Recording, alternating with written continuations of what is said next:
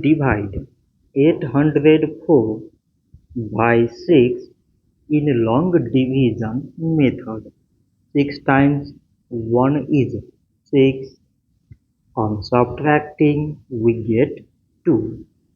So now this 2 is less than 6. So we put down this 0 and it is 20.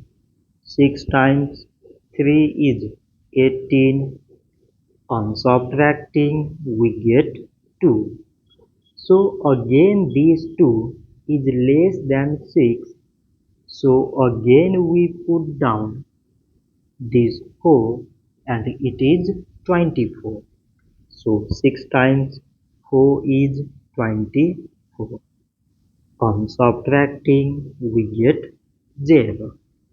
So 804 divided by 6 is 134. So this much for today and thanks for watching.